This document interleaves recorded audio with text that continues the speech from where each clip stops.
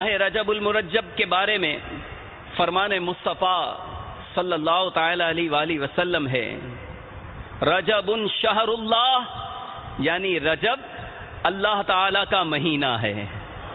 رجب کس کا مہینہ ہے؟ اللہ تعالی کا مہینہ ہے۔ اس سے ماہ رجب المرجب کی شان و عظمت کا بخوبی اندازہ لگایا جا سکتا ہے۔ الحمدللہ کئی عاشقان رسول اس مبارک مہینے کی تعظیم و توقیر کی نیت سے اس مبارک مہینے میں عبادات کو بڑھا دیتے ہیں، مثلا نفل روزے، تلاوت قرآن پاک کی کثرت، درود پاک کی کثرت، صدقہ و خیرات کی کثرت، اس مہینے کا احترام کرنے اور اس کی زیادہ سے زیادہ برکتیں سمیٹنے کا ذہن بنانے کے لیے آج انشاءاللہ عز و جل ہم اس مقدس مہینے کی یعنی رجب المرجب کی عظمتوں کے متعلق سننے کی سعادت حاصل کریں گے۔ یاد رکھیے کہ نیکیاں کرنے کے لیے امیر اہل سنت بڑا پیارا مدنی پھول عطا فرماتے ہیں کہ نیکیاں کرنے کے لیے نیکیوں کے فضائل معلوم ہونے چاہیے، اسی طرح برائیوں سے بچنے کے لیے، گناہوں سے بچنے کے لیے، گناہوں کے نقصانات، گناہوں کی وعیدیں، اس کی ہولناکیاں یہ معلوم ہوں گی تو گناہوں سے بچنا آسان ہوگا۔ تو نیکیاں کرنے کے لیے، اس کی رغبت پانے کے لیے نیکیوں کے فضائل، نیکیوں کی اہمیت معلوم ہونی چاہیے۔ تو ماہ رجب المرجب میں زیادہ سے زیادہ انشاءاللہ ہمیں عبادت کرنی ہے۔ کیوں؟ کیونکہ یہ اللہ کا مہینہ ہے۔ کس کا مہینہ؟ اللہ کا مہینہ ہے۔ تو اللہ کے پاک مہینے میں ہمیں عبادت کا ذہن بنانے کے لیے اس کی اہمیت معلوم ہونی چاہیے۔ تو انشاءاللہ اسی سے متعلق آج ہم سنیں گے۔ آئیے سب سے پہلے ایک حکایت سنتے ہیں۔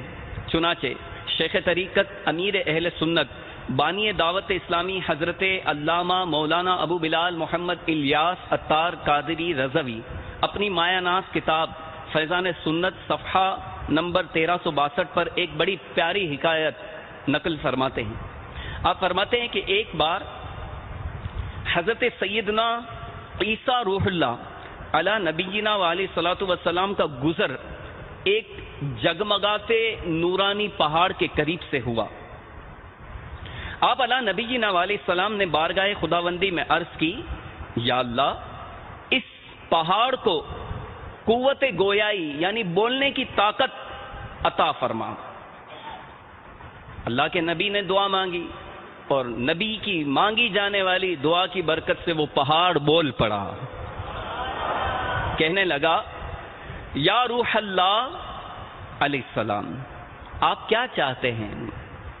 فرمایا اپنا حال بیان کر۔ پہاڑ بولا، میرے اندر ایک آدمی رہتا ہے، میرے اندر ایک آدمی رہتا ہے۔ سیدنا عیسیٰ علیہ السلام نے بارگاہ الہی میں عرض کی، یا اللہ اس کو مجھ پر ظاہر فرما دے۔ یکایک پہاڑ شک ہوا اور اس میں سے چاند سا چہرہ چمکاتے ہوئے ایک بزرگ برآمد ہوئے۔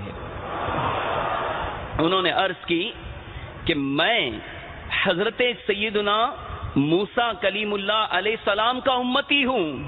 میں نے اللہ تعالیٰ سے یہ دعا مانگی تھی کہ وہ مجھے اپنے پیارے محبوب نبی آخر الزمان صلی اللہ تعالی علیہ وآلہ وسلم کی بعثت مبارکہ تک زندہ رکھے تاکہ میں ان کا امتی بننے کا شرف حاصل کر سکوں۔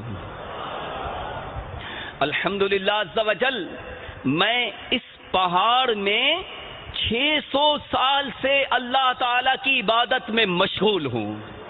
کتنے سال سے؟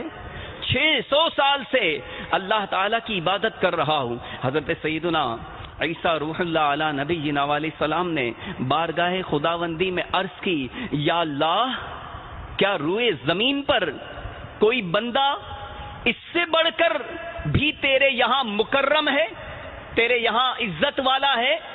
اس 600 سالہ عبادت گزار بندے سے بھی بڑھ کر تیرے نزدیک کوئی عزت والا ہے؟ ارشاد ہوا، اے عیسیٰ علیہ السلام امت محمدی میں سے صلی اللہ علیہ وسلم، امت محمدی میں سے جو ماہ رجب کا ایک روزہ رکھ لے وہ میرے نزدیک اس سے بھی زیادہ عزت والا ہے۔ سبحان اللہ۔ اللہ عز و جل کی ان پر رحمت ہو اور ان کے صدقے ہماری بے حساب مغفرت ہو، آمین۔ امیر اہل سنت کی مانگی جانے والی یہ دعا آئیے مل کر مانگ لیتے ہیں۔ کیا عجب کہ ہمارا دل بھی خوب عبادتوں میں لگ جائے، ریاضتوں میں لگ جائے، تلاوتوں میں لگ جائے۔ امیر اہل سنت دعا مانگتے ہیں، عبادت میں، ریاضت میں، تلاوت میں لگا دے دل، عبادت میں، ریاضت میں، اللہ عبادت میں، تلاوت میں، ریاضت میں لگا دے دل، رجب کا